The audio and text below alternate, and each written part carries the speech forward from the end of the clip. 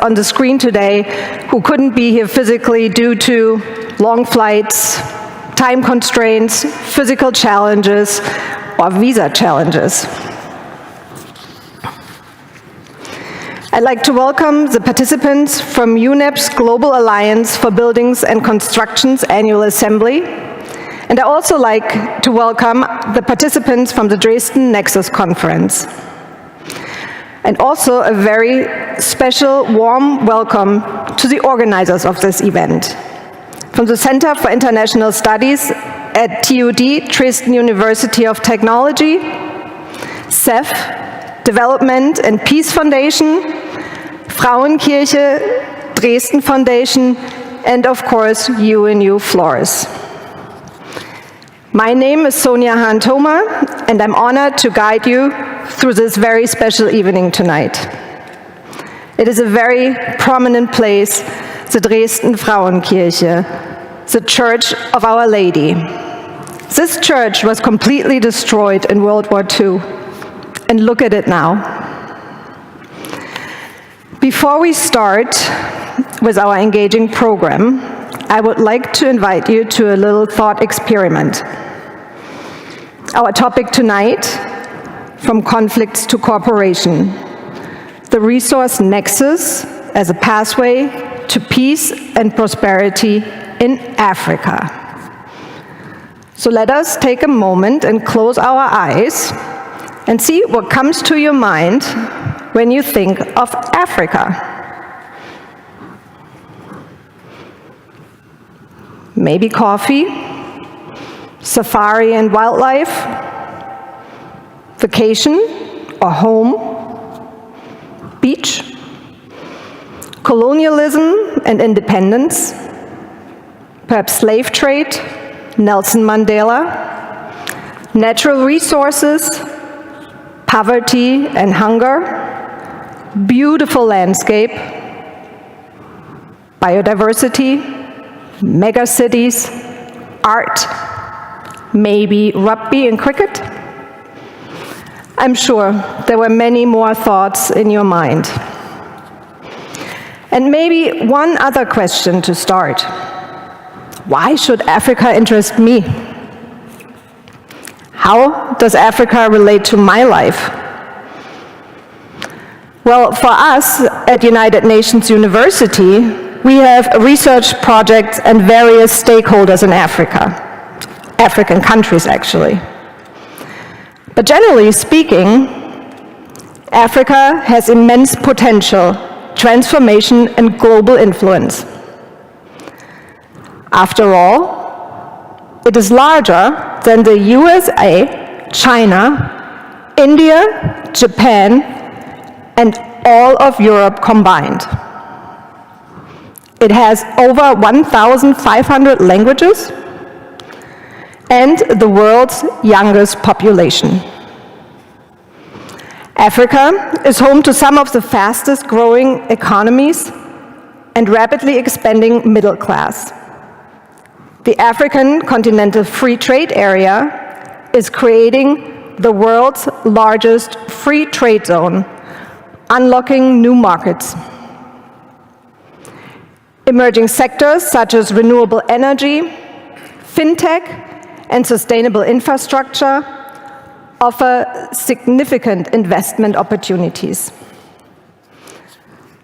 The continent is a hub for innovation, solutions in mobile banking, agri-tech, and AI-driven healthcare.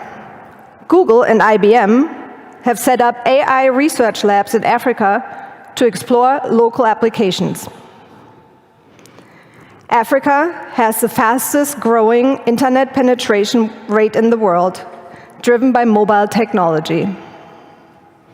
There is a silicon savannah, tech hubs such as Nigeria, Kenya, South Africa, and Egypt. Africa leads in mobile banking innovations with M-Pesa from Kenya, revolutionizing cashless payments. And ChatGPT told me that in South Africa, in 1967, the first successful heart transplant was conducted. Africa holds 30% of the world's mineral reserves, including rare earth elements critical for green technology. The continent suffers some of the worst effects while contributing the least to global emissions. And yes, Africa is also a battleground for global influence, with China, the US, and the EU investing heavily in infrastructure and diplomacy. So, if you work in business, tech, sustainability, or even entertainment, Africa's rise will impact you by influencing global markets, innovation, and culture. Africa's development is a key piece of the global puzzle. So let us keep these thoughts in our mind and double-check at the end of the evening what new keywords and nudges add to our initial image we had of Africa. So before we start our panel discussion, I would like to ask 3 important speakers up front.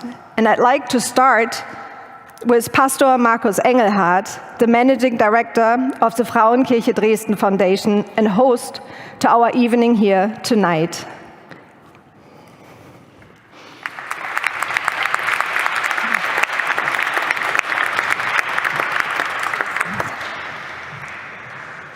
Dear Nexus conference participants, a warm welcome also from me to this maybe most famous Lutheran church worldwide, steeped in history. I'm glad to see you here, and it's a great honor for our Frauenkirche Foundation and personally for me to welcome such a large number of interested and ambitious visitors to this evening panel event. By entering this church, I think you had as first and dominant impression the bright and friendly colors inside. They radiate festivity and shine. Builder George Baer created in the 18th century a central room for the community, which oriented towards the east to the magnificent choir room with pulpit, baptismal font, and the altar in the straight line. The architecture expresses, without looking to a singular person, every person is invited to come in this citizens' church. With the composition of the 7 doors, the message of this unique house of God's is carried out in all directions. This is a typical Protestant thought, because the Protestant church is constituted not by hierarchical but democratic principles. This year, we are celebrating the 20th anniversary of this rebuilt church. Its message is closely connected with its history. As a place of remembrance, the warns against destruction and suffering that war brings. As place of hope, it reminds you that wounds can heal and that reconciliation is possible and can become reality. It was very important for rebuilding to make still visible the fate of the Frauenkirche's destruction, even on the rebuilt church. The dark coloration of the old stones and structural differences on the facade, where the old and new walls symbolize the scars of a healed wound. But at the same time, she's also a testimony to the ability to overcome enmity and a sign of hope and reconciliation.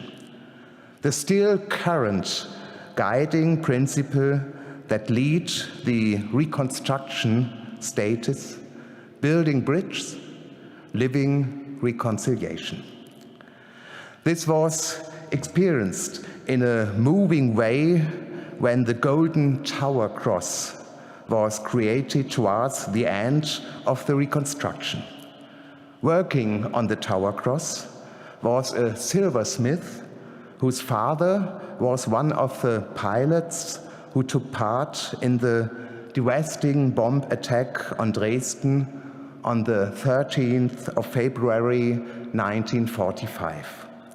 This silversmith, Alan Smith was his name, was there when the Tower Cross was handed over on the 55th anniversary of the destruction. He said that his involvement with the creation of the new Tower Cross was of great importance because with it a chapter of his family history could finally find a good end. So much from my side for the place where you are now here. And now I wish all of us a stimulating and instructive evening. I'm grateful for this high caliber panel with exciting participants. Thank you very much.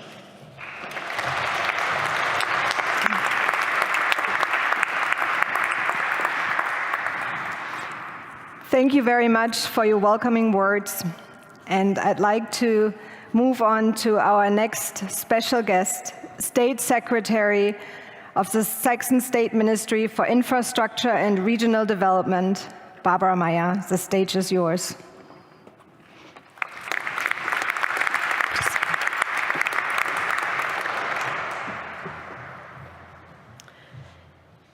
Dear participants of the Nexus conference, dear ladies and gentlemen, scarcity of any kind of resources as water, minerals, oil, diamonds, and conflicts are the topic of today's meeting.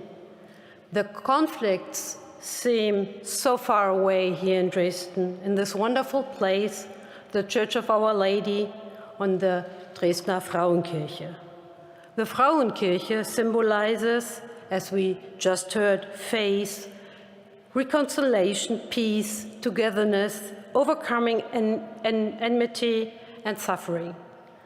After the reunification of Germany, the reconstruction of the Frauenkirche began and was made possible by donations from all over the world, making it a symbol of international cooperation and solidarity.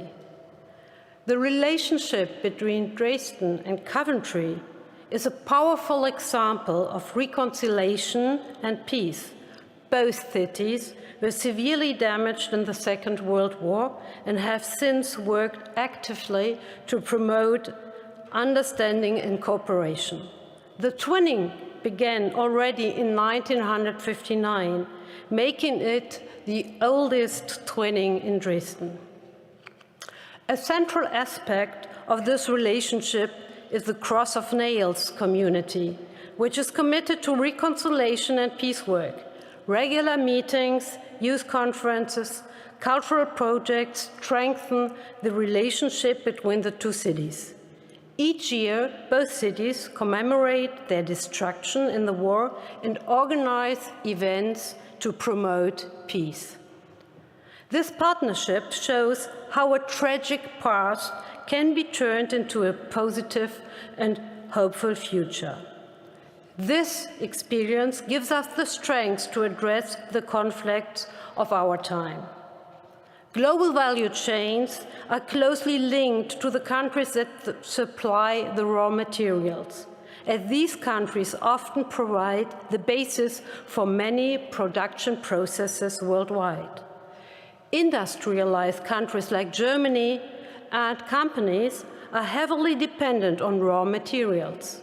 These raw materials are often essential for manufacture of products in various industries.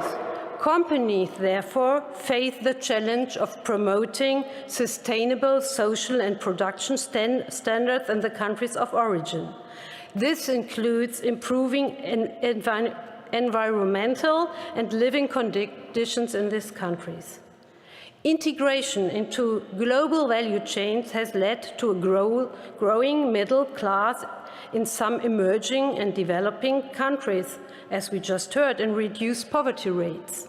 At the same time, political and economical risks in these countries can also threaten the stability of supply chains.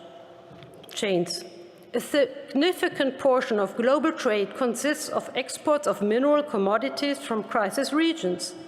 This raises ethical and economic challenges. The relationship between global value chains and resource-supplying countries is therefore very complex and requires a balance between economic efficiency and social responsibility. Therefore, ideas, as I just heard, of circular economy, cooperation, sustainability give answers to a lot of questions. Our familiar world order is being called into question, and everything we have taken for granted is being rearranged. With the European Union, we have created a strong institution to help us find solutions and new ways forward. This is also an opportunity. Europe has responded to the new US tariffs with a mix of negotiations and countermeasures.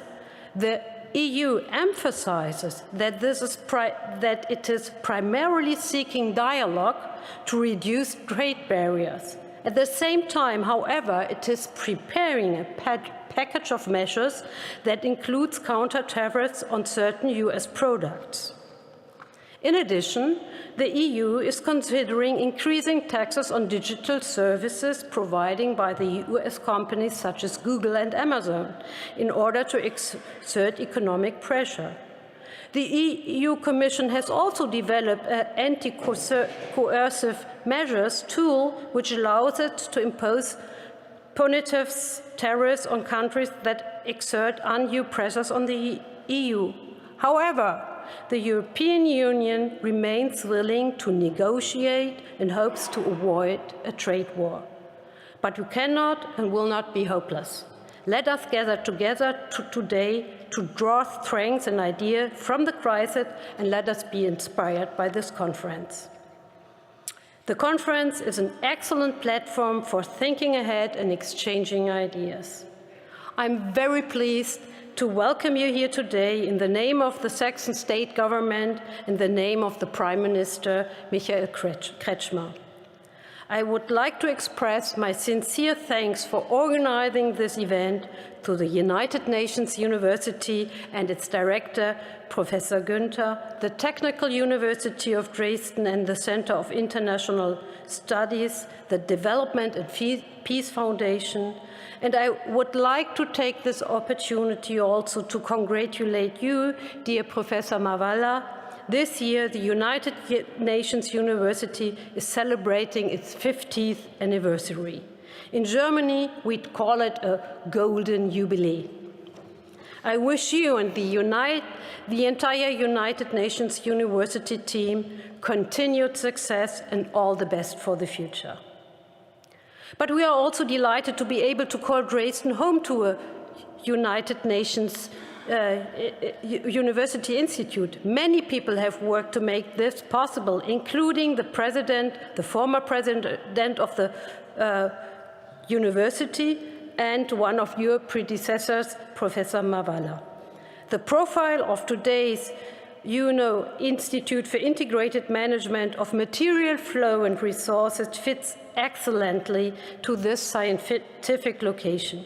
I'm very pleased that the German federal government Ministry of Education and Research and the Saxon State Ministry for Science and Art have decided to establish this institute just here in Dresden. And finally, I'd like to turn my attention once again to Africa and especially to Uganda. The Free State of Saxony has developed a close partnership to Uganda, and in 2024, we finally got the knot tied. We are delighted to be able to further develop this friendship. As I just heard, you are working closely together, and we soon will be able to do so when we sign the partnership declaration. All we now need, I think, is a date. So, a date in the future. I will thank you, dear Ambassador Mubiro, for your support that we are getting forward. Ladies and gentlemen, we cannot solve the world's crisis today, but there's one thing we can do. We can continue to develop ideas, invite people to hear about them, and create awareness and discuss solutions. I wish you and us a wonderful and enlightening evening. Thank you very much.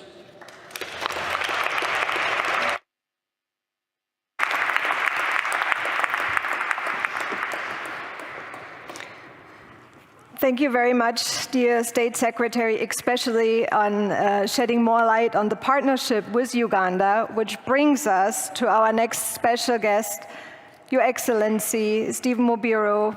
Please come upstage and share your greeting words with us. The Ambassador from Uganda.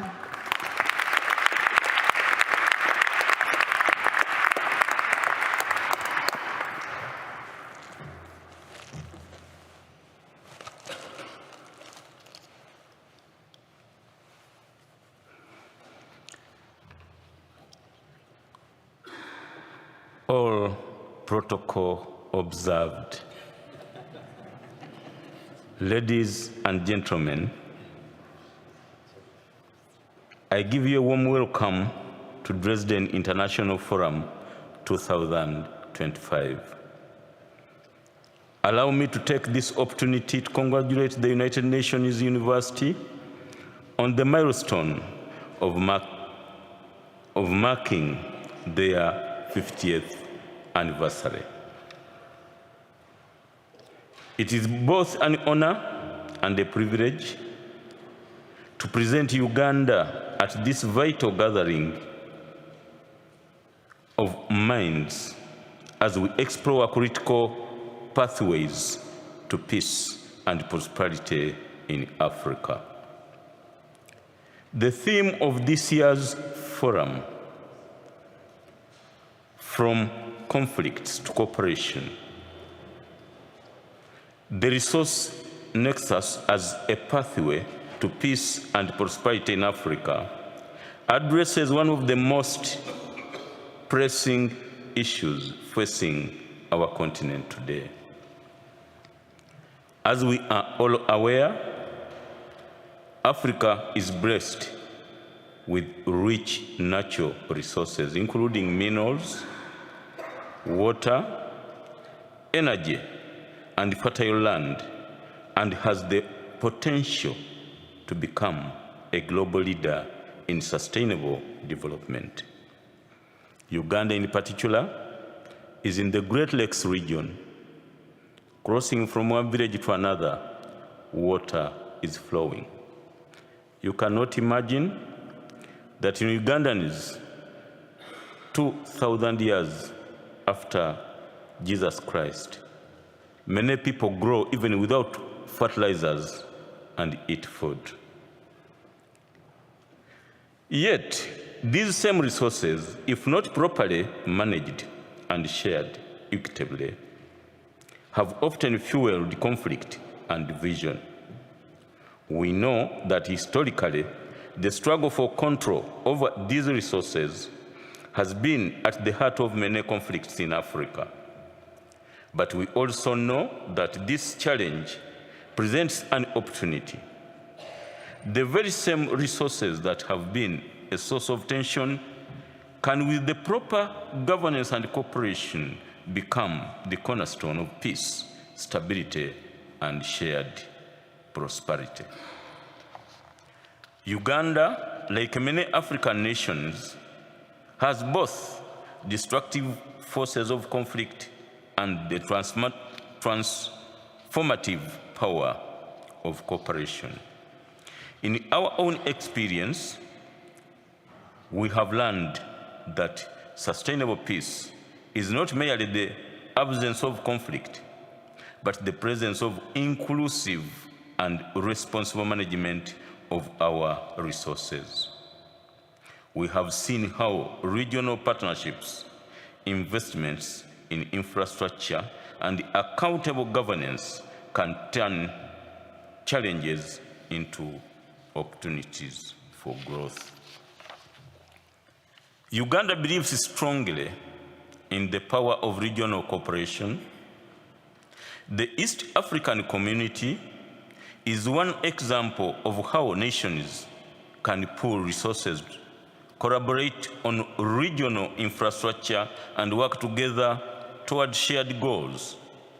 It is through initiatives like these that we can break down the barriers that often fuel conflict, replacing them with opportunities for joint prosperity.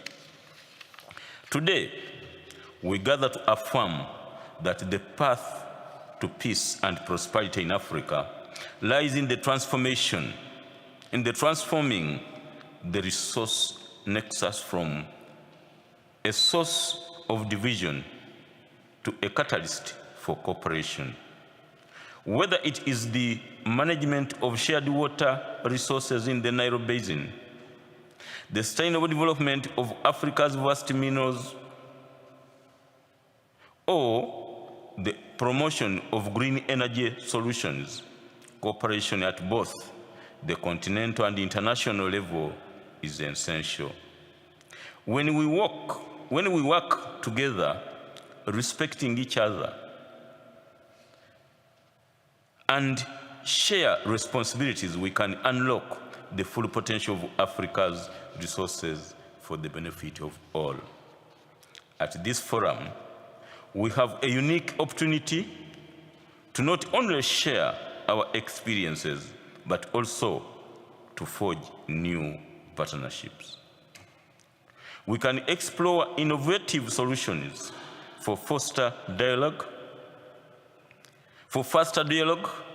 and build the trust necessary to turn our continent's resources into issues that engineer development. Africa's prosperity will only be possible if we ensure that the benefits of our resources are shared equitably, both within our nations and with the broader global communities. As Uganda's ambassador to Germany, I firmly believe that Africa's resource wealth is not a curse, but a blessing if appropriately managed. We are committed to collaborating with our partners in Europe and beyond to ensure that our resources are utilized for the collective good, benefiting Africa and the world. As I end my remarks, I would like to express my deepest gratitude to the organizers of the Dresden International Forum for bringing us together to engage in this critical dialogue. Let us move forward in the spirit of unity and cooperation, aware of the immense challenges that lie ahead, but equally confiding the abundant opportunities that await us. By focusing on sustainable and inclusive development together, we can harness Africa's wealth as a force for peace, stability, and shared prosperity. I look forward to the fruitful discussion that lie ahead and the partnership we will build for our better future. As we talk about resources, the resource which is majorly ever forgotten is the resource of human resource. The problem of the world is not the resources we have, but the human resource, us, the human beings. If human resource could be organized, work side by side respecting each other, building capacity of each other, loving each other, we shall talk about peace and utilizing our resources together peacefully. In this way, I want to thank the state of Saxony, of course, with Mr. Christopher being so instrumental, and the government, the political leadership of this state, that have offered a hand of friendship, exactly exemplifying from conflict to peace. Uganda as a country, if you know history, the borders were created of Africa were created in Germany. If we come up with an idea today of creating a sustainable friendship, where side by side we can walk into the future, today we announce peace, friendship and love between Uganda and the state of Saxony and Germany at large. Thank you very much.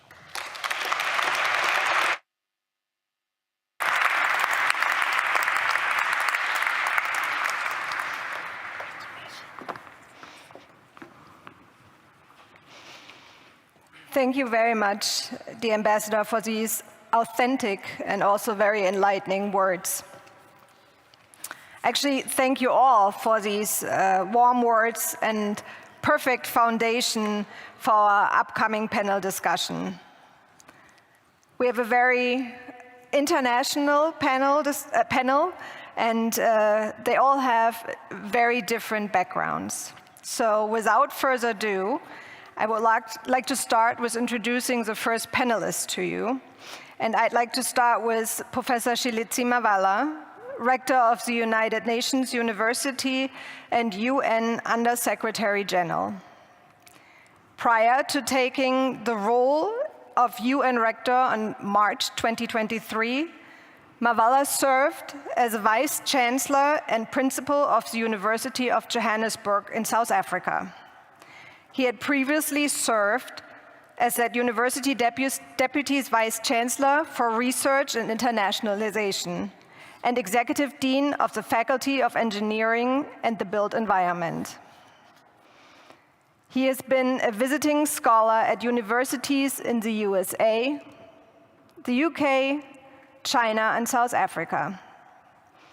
He has extensive academic, policy, management, and international experience, and is the co-holder of 5 patents.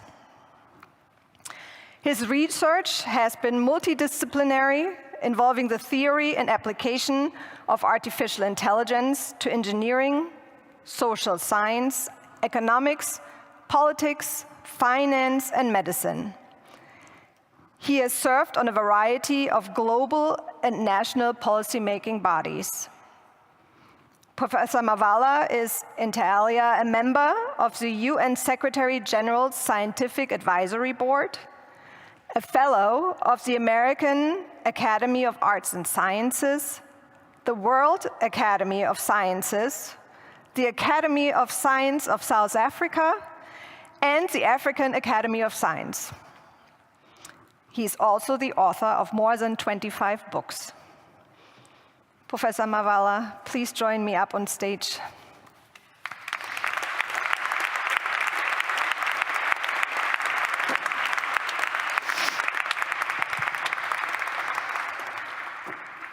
And maybe you would like to greet our audience in your native language. You are supposed to say in the Madekwana, Awu. Let's try it. The microphone, the microphone. Awu. Thank you very much. Thank you. So now I would like to introduce our second panelist to you. It's the Royal Highness Princess Apsi Jigma, co-chair of the UN Framework Convention on Climate Change, Paris Committee on Capacity Building. The princess is a Mossi princess from Burkina Faso and a leading representative of the traditional authorities in Africa. She is the initiator and leader of the Mama Light Initiative for Sustainable Energy. She's a strong leader and an experienced senior negotiator and has over 20 years of experience of rural development. She's internationally recognized as a role model for empowerment of the less fortunate, for recognizing the importance of the informal sector, and for unleashing the potential of women and youth in developing countries. Currently, she is the co-chair of the Paris Committee on Capacity Building under the Convention, the Kyoto Protocol, and the Paris Agreement, representing least developed countries. She's also the lead coordinator on adaptation stream on behalf of the G77 and China, representing 134 countries, over 5 billion people. Dear Princess, please join me up on stage. Thank you.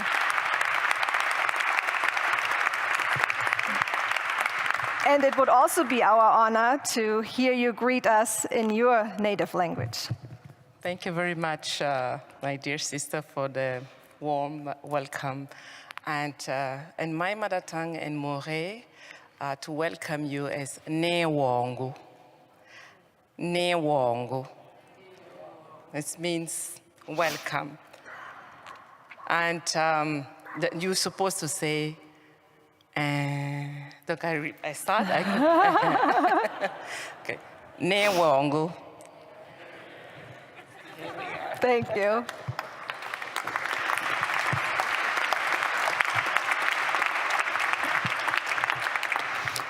So our next panelist is Dr. Gulnara Roll, head of the Global ABC Secretariat, head of the Cities Unit, United Nations Environmental Program, officer in charge of the Mitigation Branch Unit, Climate Change.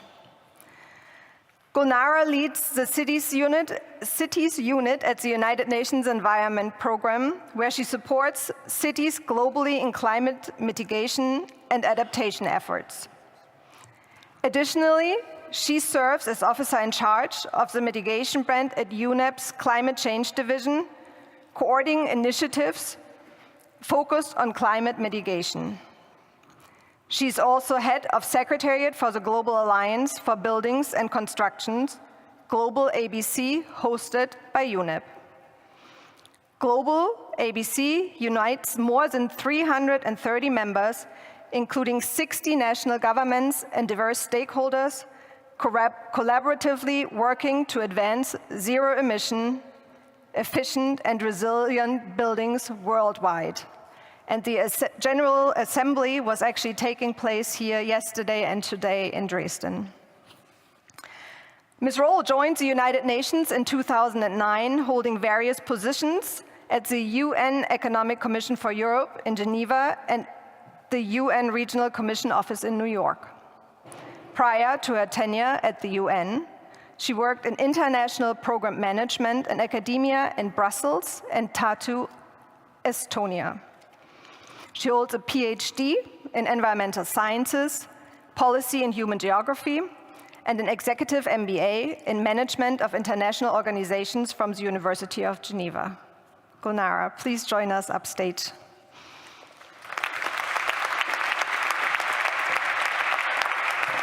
Thank you so much, Sonia.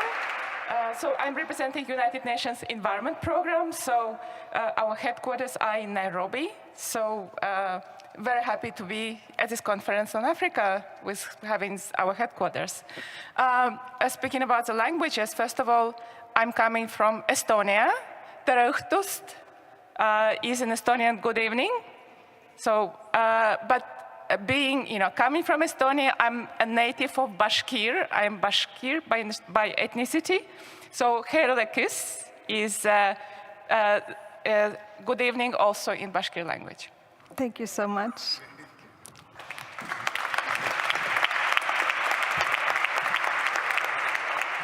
So, and now, to close the loop and bring in the business factor, I'm pleased to introduce a fellow colleague from Saxony to you. Lars Bergmann, founder and CEO of Viaduct Technologies GmbH. Lars is an experienced entrepreneur and business leader with over 20 years of experience in decentralized wastewater treatment, sustainable technologies, and international project development. As co-founder and CEO of Bergman North America Inc. in Canada and founder of Viaduct Technologies GmbH in Germany, he is committed to advancing innovative solutions that bridge the gap between research, industry, and real-world applications. Throughout his career, Lars has successfully led multicultural teams across Europe, North America, Africa, and Asia, spearheading projects that drive environmental sustainability and circular economy initiatives. With a strong passion for strategic development and business innovation, he actively supports initiatives that promote clean water, resource recovery, and sustainable infrastructure. He's happily married and a proud dad of a 13-year-old daughter. And when he's not doing business, Lars is a passionate cook, and he enjoys camping and spending quality time with his family, which leads us to him believing that sustainability is not just about the planet, but also about enjoying life's best moments. Lars, please join me up on stage.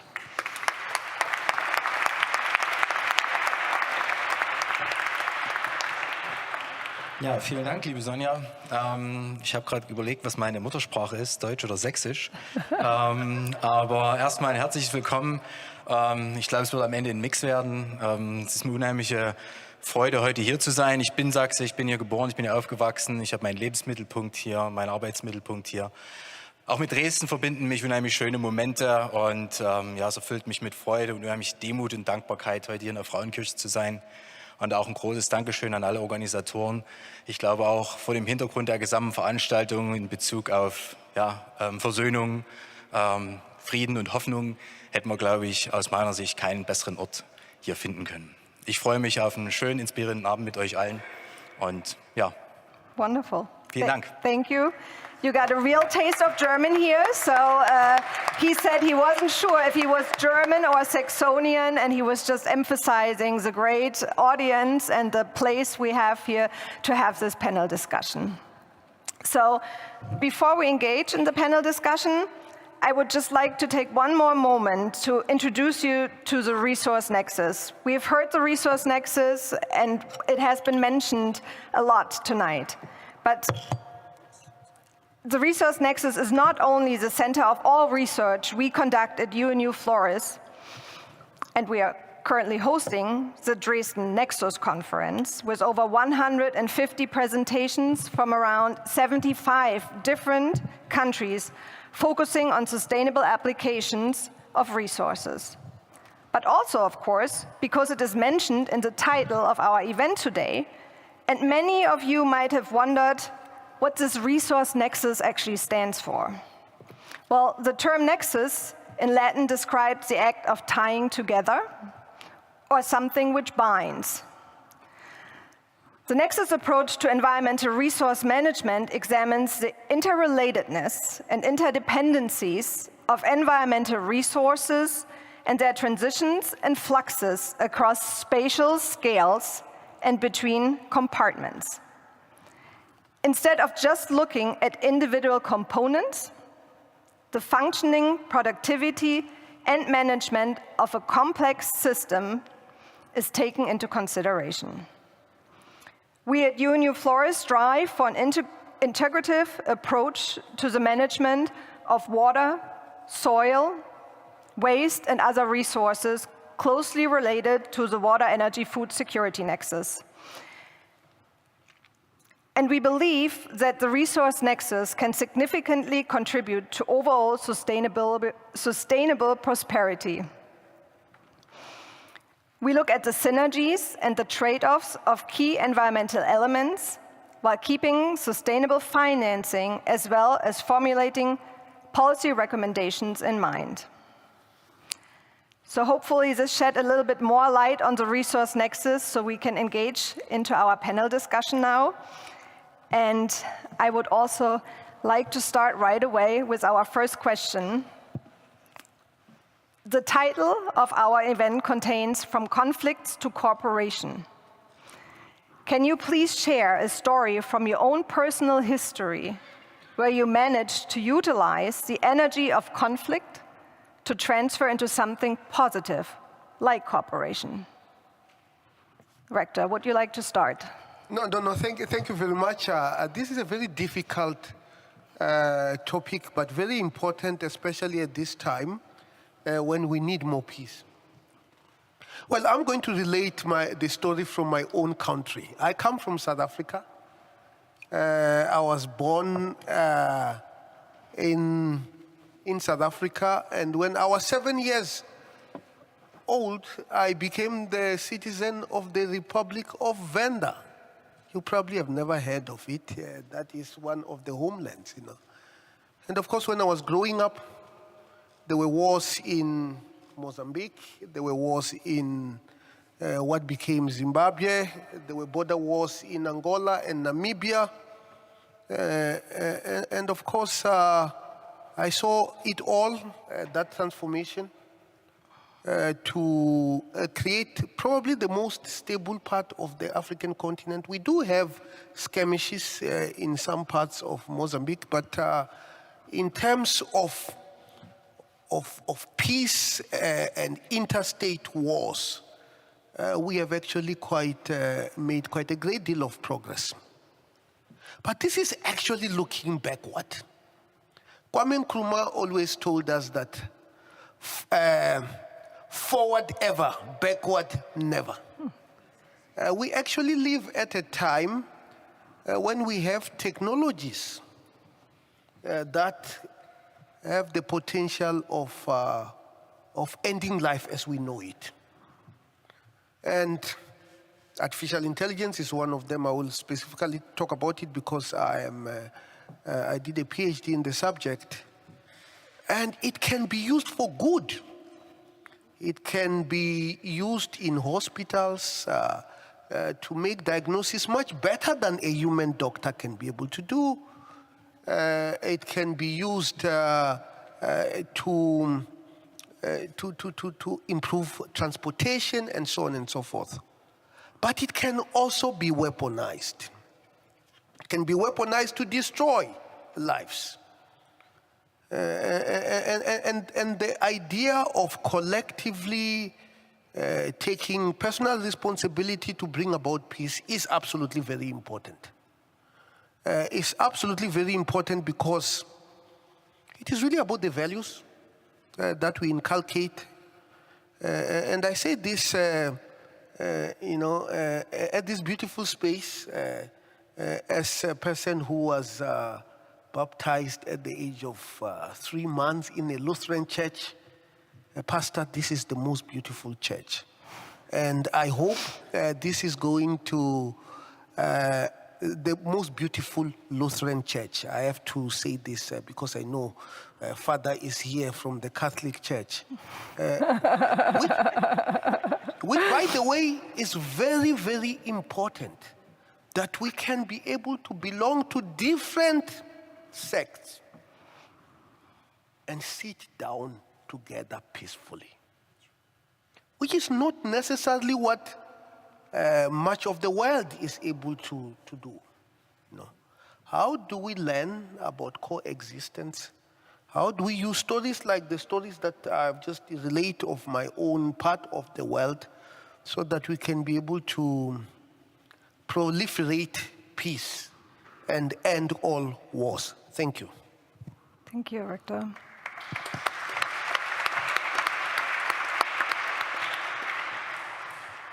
Gulnara, maybe you'd like to add something from your own experience?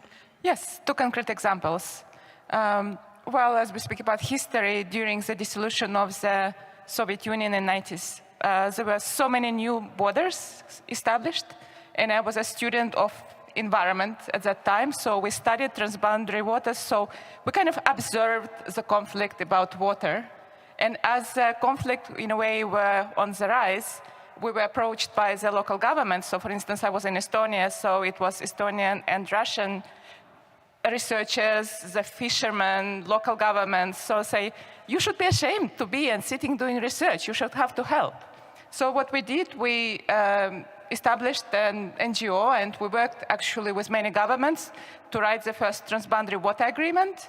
And then we connected, thanks to the UN Convention on Transboundary Waters, which was actually then developed in 1992, we also connected with other countries, so in many countries in Eastern Baltic and the former Soviet Union. So we helped to develop the transboundary water agreements and work with United Nations to do that, to kind of reestablish the cooperation, but on the new level. So I think this is kind of the historical, but one of the current examples, we work right now in Ukrainian cities on decentralized energy.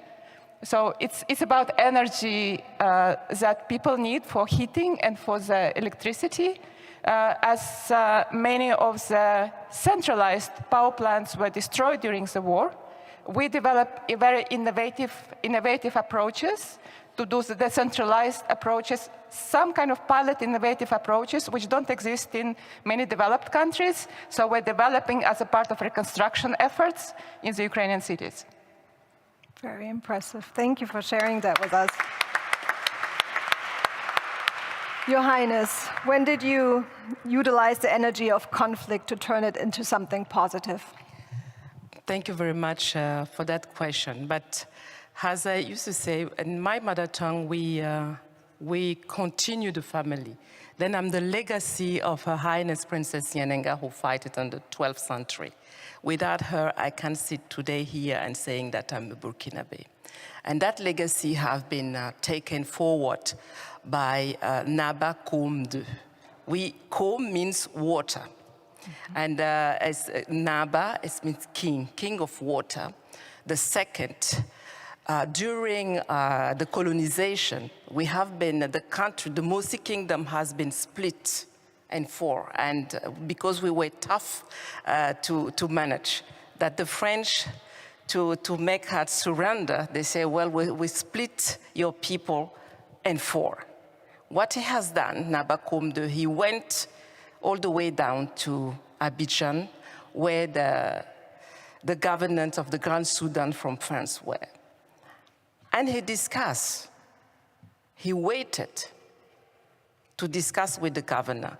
My lesson learned is you need to communicate with the one that you fight with. And I think we can still learn from those lessons as we have conflicts today between what's happening in Ukraine, for instance. Those are the examples that we can have. Coming to, and right now, my country, we are facing the terrorism. But what unites us is those stories and legacies from our ancestors, from our kingdoms, and we don't speak the same language. There is several kingdoms, but we come together to build partnerships, to understand each other, and build strategies like you are making those nexuses. It's about connecting the dots and move forward with the concrete solutions that we can put on the table. That is the power of united people. And the United Nations, this came from there, because and when I bring this to the European Union, you have fights. But look at today, you are living in peace. And living in peace, if we are here in Germany, you have the West and the Eastern Germany. And it was wonderful to see the two brothers and sisters coming again together, building on the solidarity of a union of the European Union.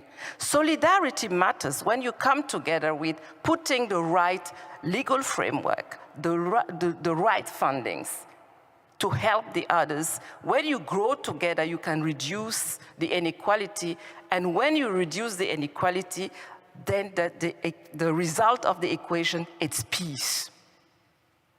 Often, it's because I'm eating, you next to me, and I don't invite you on the table. One of the beauty also in Africa, whatever we have on the table before we start eating, we invite you, knowing that anyway you won't come, but it's polite to invite you to come around the table. And when you pass through, and the last session that was downstairs, I appreciate when one of the doctorate served the water to the former ambassador of Brazil. And the former ambassador of Brazil also gave her the water. In Burkina Faso, in the Mosi Kingdom, when you arrive, we have the ceremony of the welcome water. Before we start any discussions, we give you water, just to come back to loop into what's uniting us today here, which is important. It's water. Without, we can survive a few days without eating, but without water, it's not possible. Therefore, water instead of creating conflicts, we can think of reverse that water can be the catalyst of peace. So I will stop there, and thank you very much for that question. It's really sparkling the mind and helping to think. Thank you very much. Thank you very much for that answer. Lars, do you have to add something from your experience, I hope? Yes, I do, actually, also from a business experience. And by the way, water as a basis for peace, I can sign that right away. So my story goes back where I did my learning curve to turn energy of conflict into cooperation. It goes back to the year 2007. You know, I'm working in the decentralized wastewater industry, and I started in 2004. And our company made it basically from a no-name company within a few years into the top 3. And as I'm a very competitive person, I wanted to be number 1. But there was somebody else on number 1. And this guy's company, and his name was Marcus. And at that time in our industry, it was a real gossip that we were chasing each other with lawyers, especially on competition law. Oh, can he say that? Can he not say that? What's this new brochure? What's going on his website? So it was a real fight, and people were really leaning back and watching us and having fun. But one day, a wise person approached me, which was actually the president of our industry association, and he said to me, Lars, listen, you enjoy every once in a while a good wine, isn't it? I said, yes, I do. And I said, I know that Marcus, the other guy, enjoys a good wine as well. But you know who is drinking all the good wines right now? I said, I don't know what you mean. Both of your lawyers. I said, okay, I understand. And he said, why don't you meet with a good bottle of wine and figure things out? So we did that. We met on neutral ground. We enjoyed a good bottle of wine, maybe 2, I don't remember. But the end of the story is that we both understood that it makes more sense to use our energy to cooperate sooner than to have a conflict on such a low level. Because to understand not only the importance of yourself or of your own company, but also the importance of a whole industry which can make an impact, and especially in terms of water and wastewater treatment, that is something which was my learning curve at this point. And today it's one of my main values to work with kind of competitors. Of course, keep your friends close, your enemies closer, but still work with your partners or your competitors in terms of cooperation sooner than conflict. Thank you.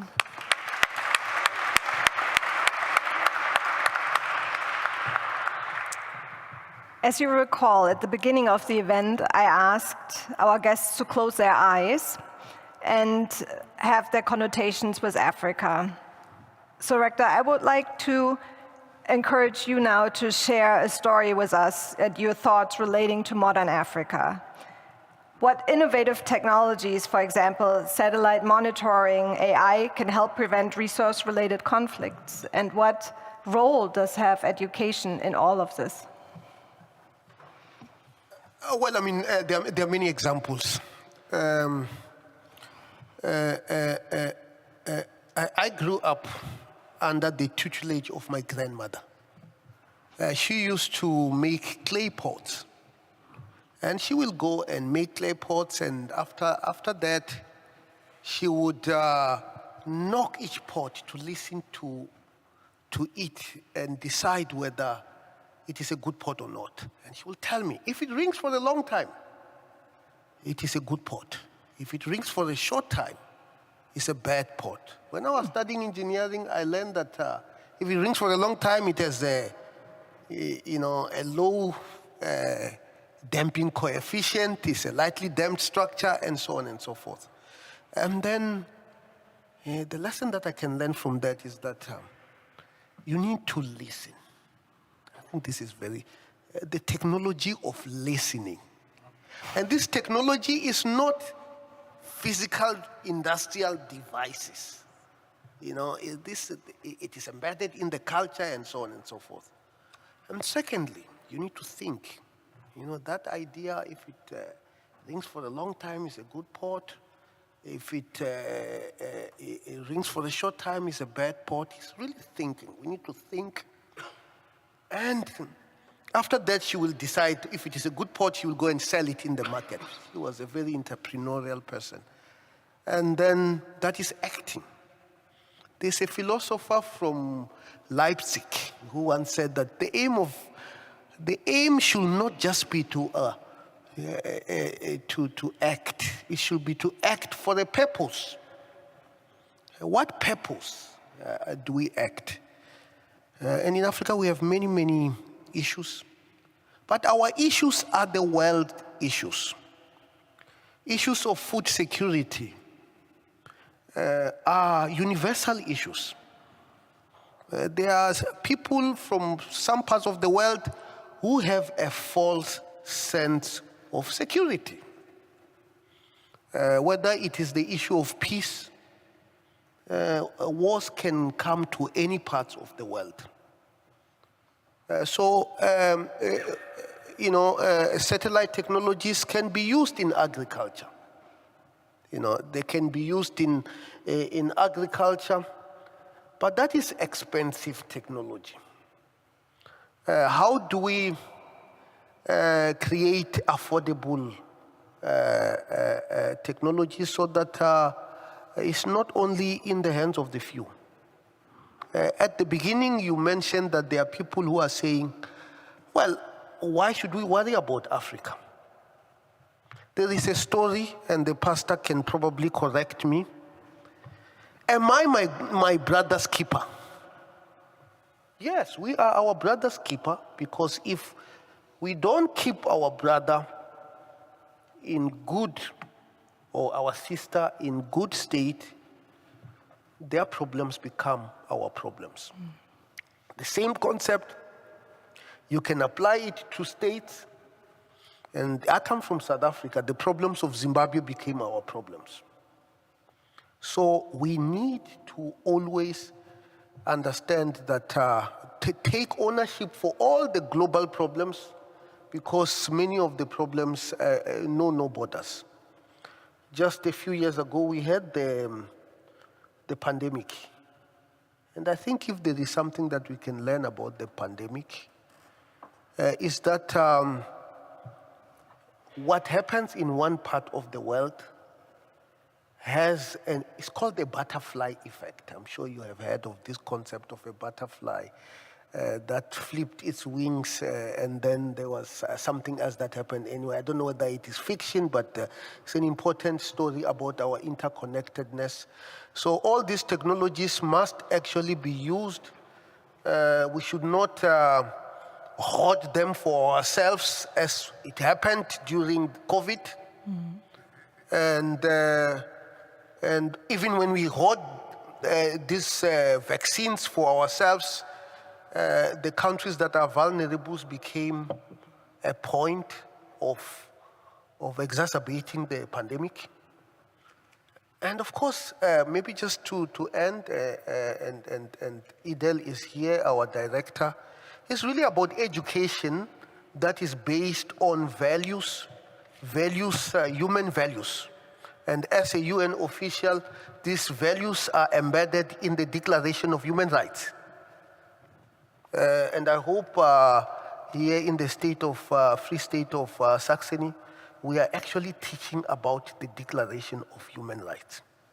By the way, how many of you have read they document the Declaration of Human Rights, please just raise your hands so that I can.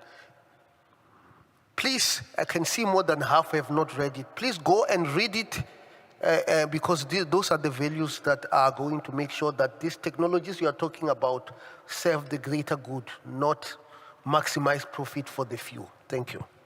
Thank you, Rector.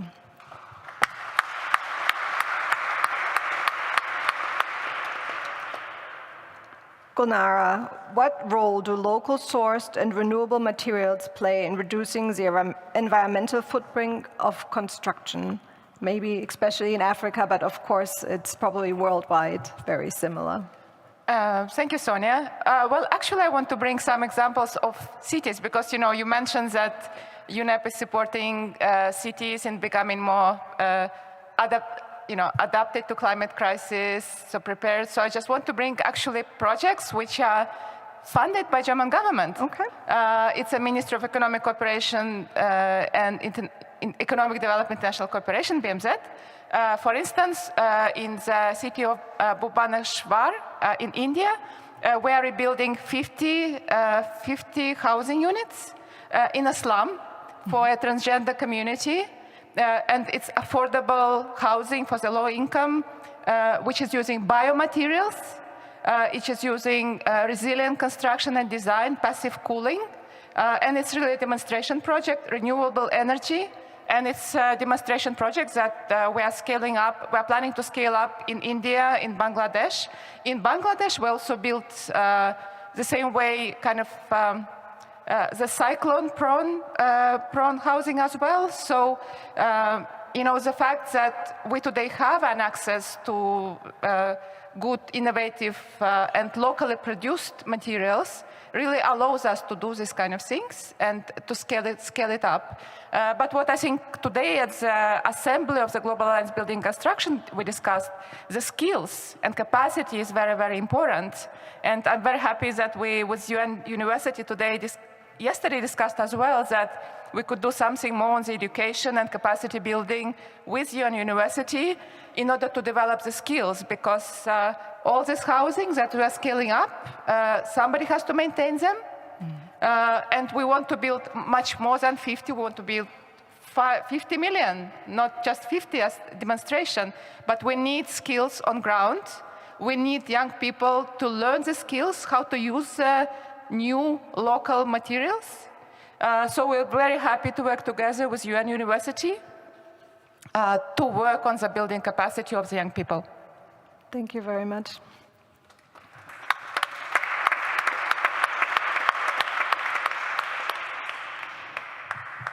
Let me turn to you. So, how can local communities be involved in decision-making over resource allocation? Thank you for that question. I think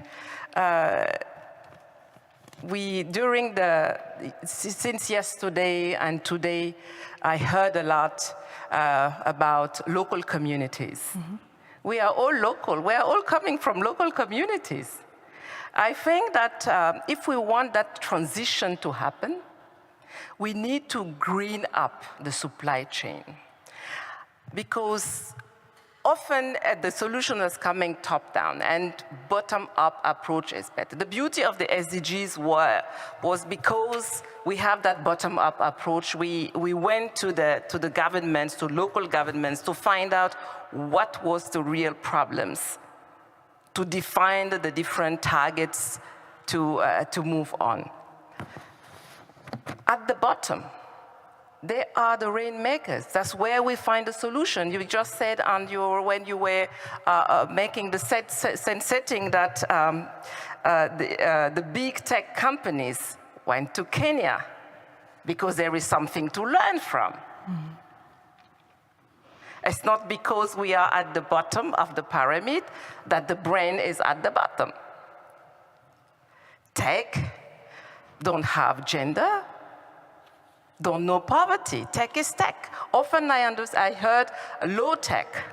My brother was talking about his grandmother. I have been lucky as well to be educated by my grandmother who passed away at 110, and I've learned a lot. That's made me the woman I am today. You need to listen. I have also that advice from my grandmother. If you don't listen, you can put the right solution to the people that will improve their life. At the end of the day, what we want is to improve the life of the people, is to deliver on the ground, but we can't deliver what people don't need. And we see sometimes great projects as being designed in offices, but when you arrive on the field, you don't have that linkages with the traditional authorities who knows the real problems, where you can find the source of water, with their way of finding it, combined with the today technologies to fast track the results and reach the common goal that we want. This is the power of the billion bottom that we often underestimate, and we should never and ever underestimate that. Our golden assets is the youth. Without young people, you can't get anywhere. A lot of developed countries start thinking about how to make sure that the next generation want to found families. I was extremely shocked with a survey that the youth today in the Western countries, having a family is not the priority. This is a concern. It's a real concern, because whatever we do, what you are building here, what Professor Gunther is doing with the Nexus, if we don't have others to take it to the next level, it doesn't make sense. It's our role also to combine that well-being. And I like your bio. That's, at the end of the day, it's about happiness. It's about our families. When we're running, we're happy to come home and to enjoy our kids, to enjoy our parents, to enjoy our nephews, and to tell them what we have learned from others and what they can learn from it to take it to the next level. The informal sector has a huge power. When they have the legal framework, I would take the example of my country, Burkina Faso, that within the mining sector, the parliament has taken the leadership on putting a legal framework in place that will structure and formalize them, because they are also job creators. They are not problems, they are opportunities. And when you learn to your own kids, give them the confidence that they are an opportunity but not a burden, they will grow up with this, and they will do whatever is at stake to continue the momentum, to continue your legacy that it has been started. I like what you have said at the City Hall yesterday, the Iroquois of the 7th generation. We need all to keep that in mind, to continue the family. It's about, and even, by the way, in the business world, if you don't think ahead, your business will die. And you only can sell what your client wants to buy. And what do we want to buy? Well-being. And how do we get that well-being? It's by listening to each other, not bullying each other, and giving the hand. I know that maybe those words, things like it's fairy tale, it isn't. We are happy when someone look at us and say, I like what you have done, I like the product that you deliver, because it's really changed my life. This is the power of the billion bottom, of the communities, and they can support the thinking of engineers nowadays to design the next products that will change the life and take us to the next level, because it's not a problem. I think Mother Nature just giving us a wake-up call, and they did it with the COVID-19 to make us think. And since COVID-19, a lot of people went back to basics. I will stop there but it's really an inspiring question, and I like also what the brothers and sisters in the panel have shared with us so far. Thank you, Madam Thank you very much. Thank you.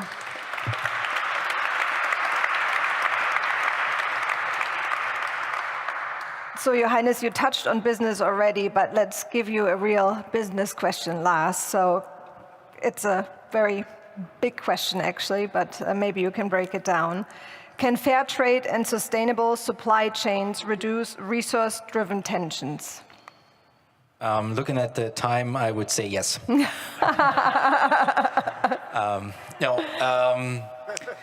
And luckily, Sonia, and I'm thankful for that I was able at least to prepare a bit for this question. And actually, thinking about fair trade and sustainable supply chains on my own, I was checking the cupboard in my kitchen on the weekend. And I was looking at the cocoa I just bought, and there's a fair trade label. Woohoo. I checked my latest coffee delivery. By the way, apart from a good wine, depending on the time of the day, I also enjoy good coffee. It has a fair trade label.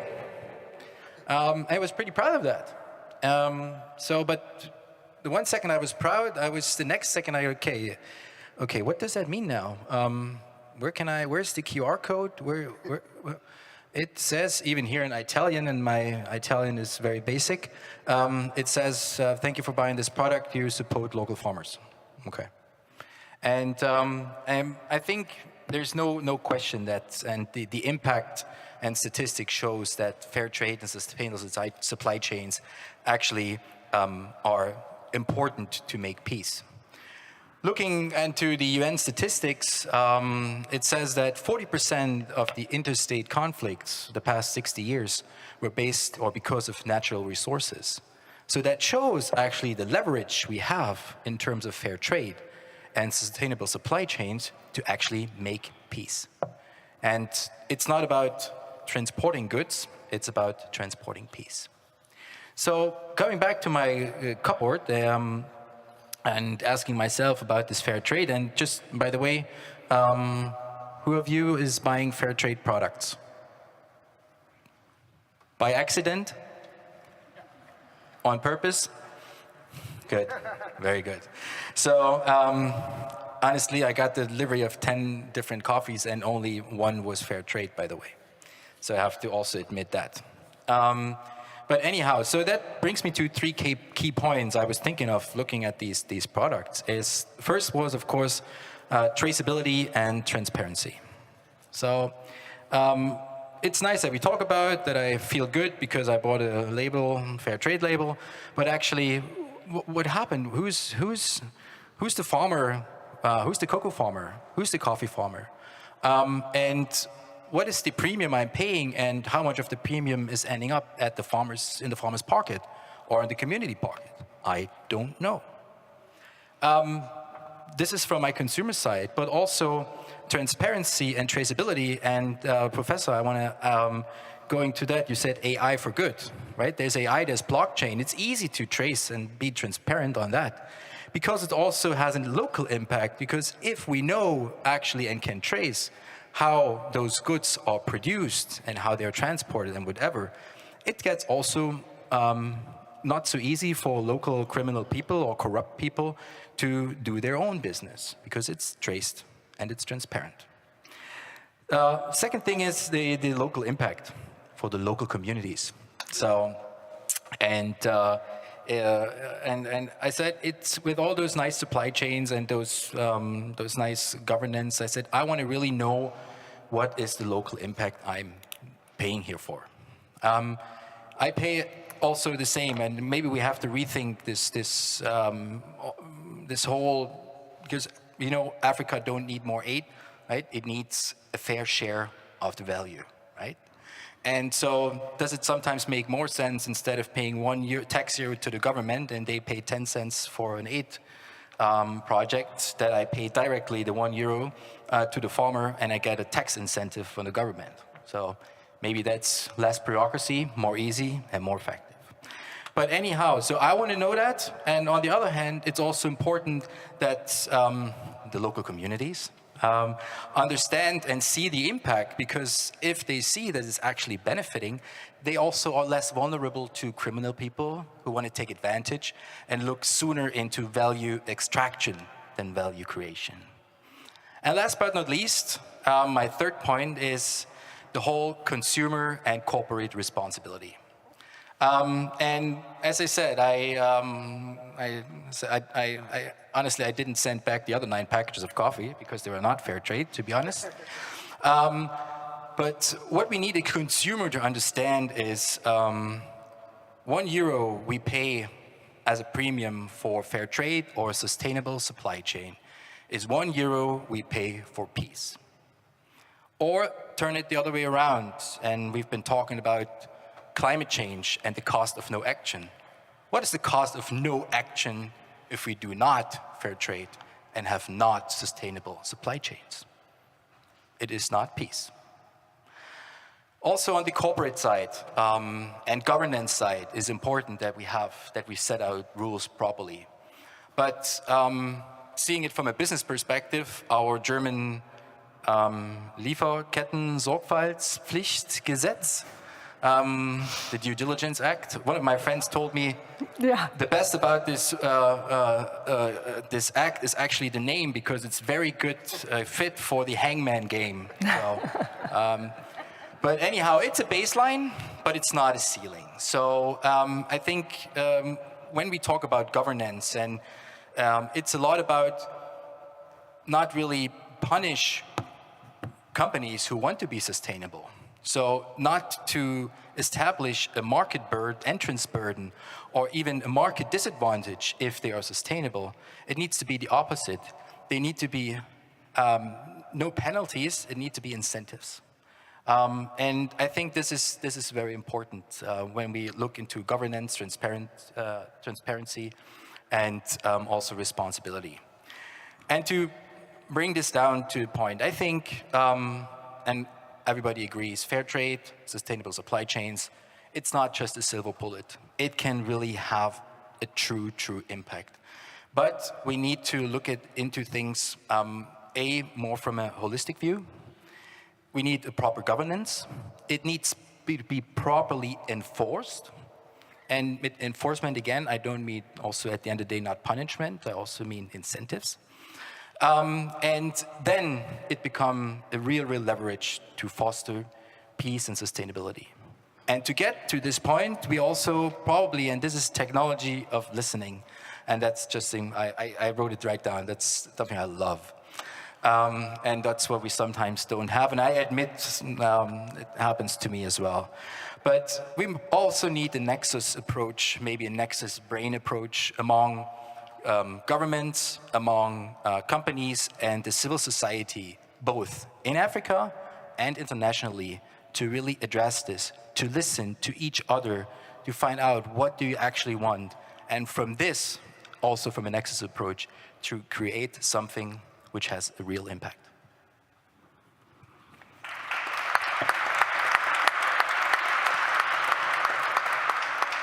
Thank you very much for your valuable and very enlightening words. I guess I was nervous. I prepared 2 more questions. I think we had a lot to talk about, so we will not go through those 2 more questions. So I'm trying to recap for myself what I take away from all of this, and this is a lot I'm taking away, right? But there is a lot of energy to transfer conflict into cooperation. Listening is a very important part of it, and communicating. And I also wrote down, which was one of my favorites, that grandmas are very important. So I took that with me as well. But I'd, of course, like you to give something to our guests now for the last 1.5 minutes, your impulse, Rector, to our guests. What should they take home tonight from this panel discussion, from this really fully packed day? Well, I think what you should take back is that United Nations University is in Dresden. And please stand up, Idel.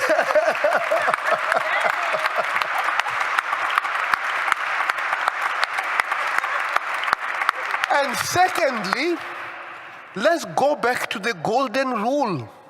Do unto others as you would have them do unto you. Mahatma Gandhi reformulated the golden rule, and he said, be the change you want to see.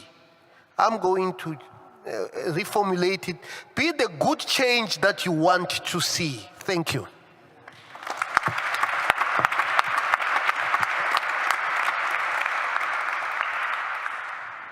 Gulnara, yes, please. I will be very, I just want to thank, actually, first of all, I want to thank UN University and Professor Günther, UNU Flores, because we had a wonderful, the city of Dresden, because we had a wonderful Global Alliance for Building and Construction Assembly.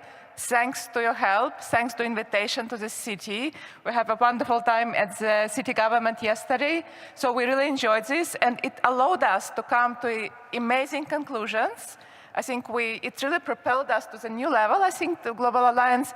And I think with this energy, we will be able to have much more impact in improving environment and fighting the climate change. So thank you so much to all of you. And thanks so much to the city of Dresden and UNU Flores. Thank you.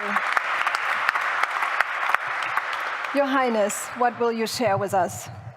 I will say, let's connect, unite, and deliver. That would be, I joined you, my sister, to thank the people of Dresden, the government who honored us today and hosting us as well. And thank you for bringing my brother here to the stage. And, I'm so proud of him. So, it's always good to, and also what I advise you, people that you love, that you like, tell them, I'm proud of you. Yes, say that is good. That's what my... Thank you.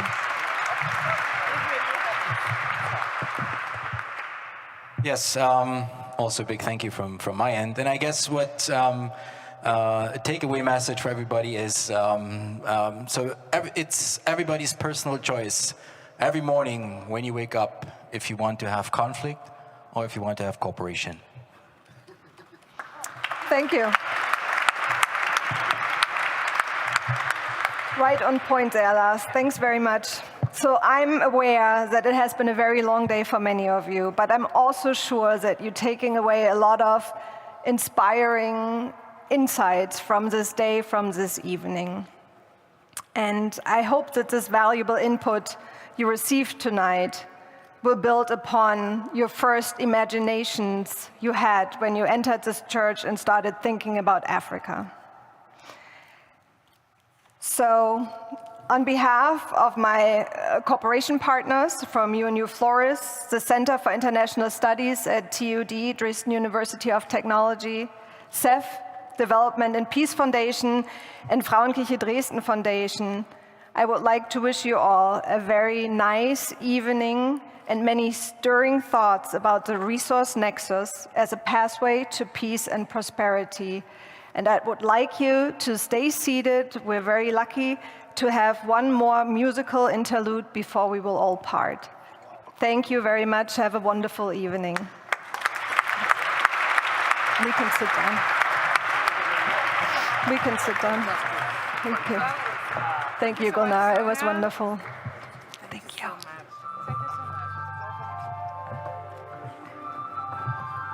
Thanks, Lars.